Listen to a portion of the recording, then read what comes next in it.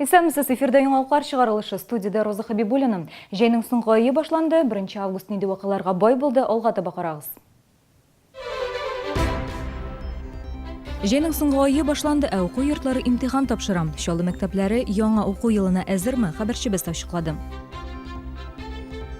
Укучылар, студентлар, хәтта олылар да барысы да виртуаль покемоннар эзләү белән мәшгуль. Бу уен нәрсәгә китереп чыгарырга мөмкин? Психолог киңәшләрен хәбәрчебез тыңлады. Беремгә буш кул белән түгел. Күңел радиосына бүген 19 яшь туган көне белән котлап без чәк-чәк пешереп алып килдек. Радио тыңлаучылар күңел радиосын туган көне белән котлады.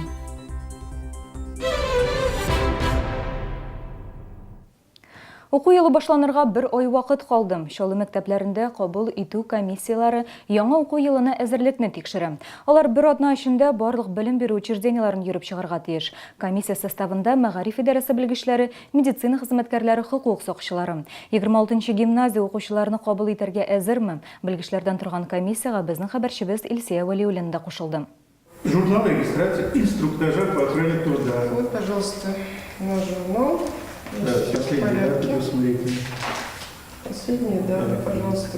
Белгечләр физика кабинетындагы һәр нәрсәгә игътибар итә. Бу кабинет 15 таләп буенча тикшерү уза. Инструкциялар, теркәү журналлары, җиһаз, идән, тәрәзәләр барысы да тәртиптә булырга тиеш. В мою компетенцию входит это внешний вид, значит. Мин сыйныфның тышкы кыяфәтен, аларның нинди торышта булуын тикшерәм. Балалар кулланырлык булсын, сынган, ватылган, зыян китерерлек булмасын. Тәрәзәләр пластик, тиешле документлар тутырылып бара. Беренче ярдәм медицина кирәк-яраклары да үз урынында. Җылылык турбалары да тиешенчә капланган. Электрическое ограждение на батареях, как положено по технике безопасности, у нас в полном порядке. Современное, деревянное, чтобы дети чувствовали себя комфортно и не вредили своему здоровью. Комиссия әгъзасы физика кабинетына 65 балл куйды. Димәк, барысы да тәртиптә. Алга таба информатика кабинеты. Биредә 5-нче сыйныфтан алып 11-нче сыйныфка кадәр укучылар белем алачак. 2-3 ел элек бу сыйныф начар хәлдә булган. Җиһазлар, линолеум тиешле таләпләргә җавап бирмәгән. Кабинет 17 пункт буенча тикшерү уза. Алда тикшерелгәннәрдән аермалы буларак, биредә тимер ишек, сигнализация һәм вентиляция булырга тиеш. В этом году нам установили в кабинет вентиляцию, так как это является одним из условий для кабинета информатики. Чтобы было проветривание, при точно вытяжной вентиляции должна быть обязательно в кабинете. Гимназиядә күптән түгел генә капиталь ремонт эшләре үткәнен исәпкә алсак, мәктәптә барысы да яңа, чиста һәм тәртиптә. Новое в этом году то, что вместе с нами ходит представитель. Бу елгы яңалык ул хәрби комитетының да безнең белән йөрүе. Алар тормыш иминлеге нигезләре кабинетының җиһазланышын тикшерә. Барлык тикшерү оешмалары да безнең белән. Кичкенә генә җитеп бетмәгән хаталар бар. Тик буларны төзәтеп бетерү өчен гимназиянең әле вакыты бар. 26-нчы гимназиядә зур кимчелекләр табылмады. Имтиханны укытучылар бик яхшы билгесенә тапшырды. Илсия Валиуллина, Валентин Красильников, яңалыклар. Ерчалы шәһәре буенча быел коену сезонында 12 батып үлү очрагы теркәлде. 17 кешенең гомерен коткаручылар вакытында саклап калды. Узган елларда тагын 2 ир-ат суга батты. Беренче фаҗига шимбә көнне Комсомол районында урнашкан Мәләкәс елгасында булды. Гес поселогында яшәүче 54 яшьлек ир-ат айнык булмаган хәлдә суга керә. Ул кечкенә баланы суда йөзәргә өйрәтергә тели һәм көче бетеп үзе бата башлый. Шаһитлар күреп ярдәм итмәкче була, ләкин коткара алмыйлар. Батучыны кичке 9-нчы яртыда 2 метр тирәнлектә коткаручылар табып ала. Икенче очрак кичә булды. 34 яшьлек ир-ат үзәк урам чатында иске күпер янында коенырга рөхсәт ителмәгән урында су коенырга уйлый һәм бата. Ир-ат аяк булмаган хәлдә су кергә уйлый һәм үз көчен тоже сына бетермичә вафат була. Аны бүгенге көндә дә безнең кешеләр эзли. 3 коткаручы эзли. Кичә дә эзләделәр, бүген дә чыктылар. 6 өлкән яшьтәге шәһәрдәшебез җинаятьчеләр капканына эләгә. 3 ир-ат газ хезмәте хезмәткәрләре булып пенсионерлар яшәгән фатирларга керәләр. Икесе хуҗаны сөйләштергән арада, өченчесе шкафлардан, касәләрдән акча эзли. Килгән гомуми зыян 320 мең сумга җиткән. Гаеплеләрне кулга алдылар. Хәзерге вакытта алар җавап тота. Шулай ук полиция хезмәткәрләре аларның башка җинаять эшләренә дә катнашы булу-булмавын тикшерә. Әлеге вакыйга буенча җинаять эше кузгатылды. Шәһәрдәшләр яңа уенга бирелгән. Мәктәп укучылары да, студентлар да, хәтта олылар да виртуаль покемоннар эзләү белән мәшгуль. Әлеге уен смартфоннарда кулланыла. Россиянең һәм башка дөньяның шәһәрләрендә дә халык мөкибән китеп уйный. Телефоннардагы кушымта көн саен популярлаша. Психологлар чаңгага бу уен кешене көтелмәгән гамәлләр кылырга этәрергә мөмкин. Тулыры хәбәрчебез дәвам итә.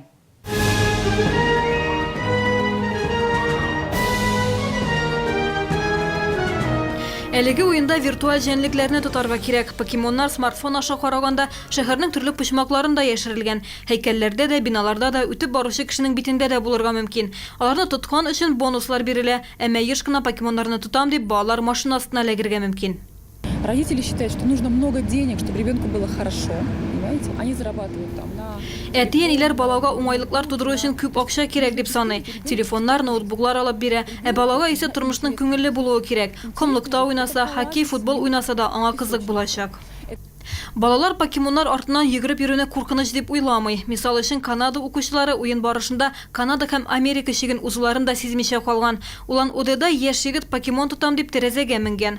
Психологлар балаларга кичекмәстән үзләренә ошаган шөгыль табарга кирәк ди. Югыйсә алар чын барлыктан бизәчәк, тормышка кызыксынулары бетәчәк. У меня 3 детей, и старшей уже 9, но она очень мало. Минем 3 балам, олысына 9 яшь. Ул компьютер алдында озак утырмый. Без рөхсәт итмибез. Ул сәнгать мәктәбендә шөгыльләнә, бассейнга йөри. Әгәр өстәмә түгәрәкләргә йөри икән, балага күңелсез түгел. Аның башка мәшәкатьләре барлыкка килә. Ну, это проявление какой-то инфантильности, какой-то оторванности от мира. Миңа калса бу чын барлыктан ераваю, кайчакта ял итү өчен кирәк. Олыгайган саен мондый уеннардан читләшә барасың. Мне кажется, немного надо. Миңа калса телефон һәм компьютерларда уйнау кирәк. Бу акыл үсешенә файдалы, әмма чамасын белергә кирәк. Россиядә Pokemon Go уенының рәсми версиясы чыкмаган әле, әмма ул һәр смартфонда диярлек бар инде. Уеннан уймак чыгу ихтимал. Покемоннар белән мавыгып, балалар тимер юл станцияларына китеп барырга, биек нокталарга менәргә мөмкин. Шуңа күрә әти-әниләргә аеруча игътибарлы булырга киңәш ителә. Гүзәл Шихапова, Иван Александров, Алексей Иванов, Яңалыклар.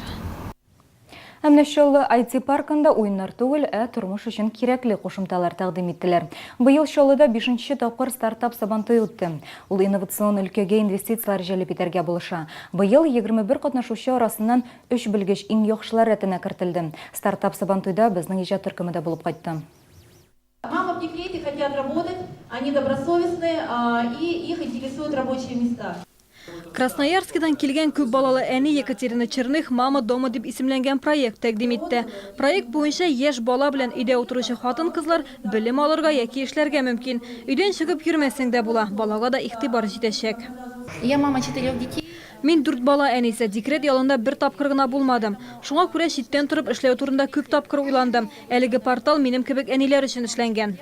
Чаллы IT паркында 21 проект тәкъдим ителде. Үз эше белән таныштырыр өчен һәр стартаперга 3 минут бирелде. Бу вакыт эчендә проектның асылын гына аңлатмыйча, инвесторда да кызыксыну уятырга кирәк иде. Проектларын гамәлгә ашыру өчен инвесторлар 10 миллион сумга кадәр финанс ярдәме күрсәтергә әзер. Проект должен, во-первых, иметь очень внятную, понятную бизнес-модель.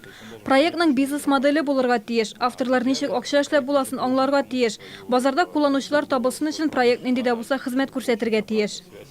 Быел стартап сабантуй Россия кысаларында гына узды. Башка елларда чит ил белгечләре дә үз проектларын тәкъдим итте. Быел исә инвесторлар үзебезнең илдәге проектларга гына ярдәм итәчәк. Безнең шәһәрдәшләрдә кызыклы һәм файдалы идеялар тәкъдим итте. Мисал өчен әти-әниләр һәм балалар өчен платформа проекты яхшы укырга этәргеч булып торырга мөмкин. За 5 он получает звездочки. 5 алган сайын балалар йолдызлар ала. 3 билгесе алса йолдызлар саны кими. Яхшылык эшләсә тагын арта. Шул рәвешле бала һәм аның ата-анасы максатларга бергә ирешә. IT-технологиялар өлкәсендәге проектлар белән республиканың премьер-министры да кызыксынды. У меня нет никаких сомнений, независимо от того, подходит ли к упаковке, как было здесь сказано, или получился ли на этом этапе такой серьезный шаг вперед, или появится завтра. Этот месяц, или сколько месяцев примерно, да, этот месяц он был полезным для всех. Проектларны республика бюджетыда инвестициялый ала. Бу хакта Илдар Халиков белдерде. Кайбер проектлар республика күләмендә дә кулланыла ала. Мисал өчен зигзаг маршрут транспорты йөртүчеләр өчен уңайлы юлны сайларга ярдәм итә. Мы туда загружаем пул точек, которые нам сегодня необходимы для доставки. Biz bu kuşumtada transport barırga tiyişli noktalarına sistemada işlegen maşina yürütücülerine kiritəbiz. Onların marşrutun şul kuşumda aşağı tekşirip bulaşacak. İldar Халиков әлеге проектны эшләүчегә урында ук шалтыратты. Называется зигзаг, который правильно формирует маршруты при доставке. 21 проект арасından бары тик өчесе генә иң яхшылары дип табылды. Хәзер иң мөһиме инвесторлар белән мөнәсәбәтләрне җайга салырга кирәк. Стартап Сабантуйның 15 катнашучысына проектларын бизнес-инкубатор бинасында гамәлгә ашырырга тәкъдим иттеләр. Башка катнашучыларга исә үз проектларына бераз төзәтмәләр кертергә кирәк. Гүзәл Шихапова, Ксения Антонова, Ленар Султанов, Яңалыклар. Хәрби моряк исемен горур йөрткәннәр, флотта эшләгәннәр үзләренең һөнәри бәйрәмнәрен билгеләде. Моряклар 31 август көнне Ватан-Ана мемориалы янында очрашты. 30 градус җылы булуга карамастан солдатта булган шәһәрдәшләр үзләренең хәрби киемнәрен салмады. Бәйрәмгә күбесе бергә хезмәт иткән дуслары, гаиләләре белән килде. Очрашуда вафат булган солдатларны да искә алдылар. Пришли отпраздновать вот с семьей. Погода хорошая. Очень рады, что здесь встретились со всеми моряками. Мы же служили в советское время, в советские времена. Очень хорошие командиры были, очень хорошие матрос-моряки были. Вспоминаем все время, помним и будем помнить до последнего. От всей души поздравляю всех моряков, ветеранов флота и всех от всей души. 7 футов под килем. Ура, ура, ура, ура! Всем ура! Балның сәламәтлек өчен файдалы булуын белгечләр күптәннән исбатлады. Ул канның составын яхшырта, иммунитетны ныгыта, энергия чыганагы булып тора. Бер кашык балда бер тәүлеккә җитәрлек витамин бар. Әмма балны ышанычлы сатучылардан гына алырга кирәк. Чын балны каян сатып алырга мөмкин? Киләсе сюжетта.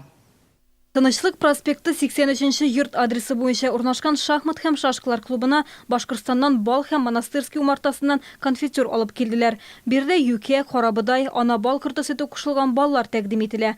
Балның 30дан артык төре, һәр төрен кайсы очракта кулланырга икәнлеге инструкциядә күрсәтелгән. Балны озак саклаган очракта да ул үзенең файдалы сыйфатларын югалтмый. Димәк, бер юлы күпләп алып куярга да мөмкин. Есть дикий бортнический. Кыргый кортлар балы бар. Ул агач куышларыннан җыела. Акация, золотарник дип аталучы үлән балы бар. Танылган башкорт юкәсе балы, кандала үләне һәм башка баллар тәкъдим итәбез. Ассортиментта төрле җиләк-җимешләрдән кайнатмалар, хәлвә, көнбагыш мае һәм умарта продуктлары бар. 1 килограмм бал алучыга 1 килограмм болын чәчәкләреннән җыелган бал бүләккә. Монастырская умарталыгы күргәзмәсе 2 августтан 10 августка кадәр шахмат һәм шашкалар клубында эшләячәк. Күңел радиосын тыңлаучылар Шаулы телерадиокомпаниясы ишек алдына чәк-чәкләр, кош телләре тәмледән-тәмле пироглар алып килде. Бүген шәһәрнең күңел радиосына 19 яшь. Елдагыча туган көн тыңлаучылар белән бергә уза. Нурия Палатыпова күңелне иртәнге 3-тә хабыза йоклаганчы шуны тыңлыйм ди. Бүген яраткан радиосын котлап ул тулы бер өстәл әзерләгән. Беркем дә булышмады. Үзем кичә чәк-чәк пешердем.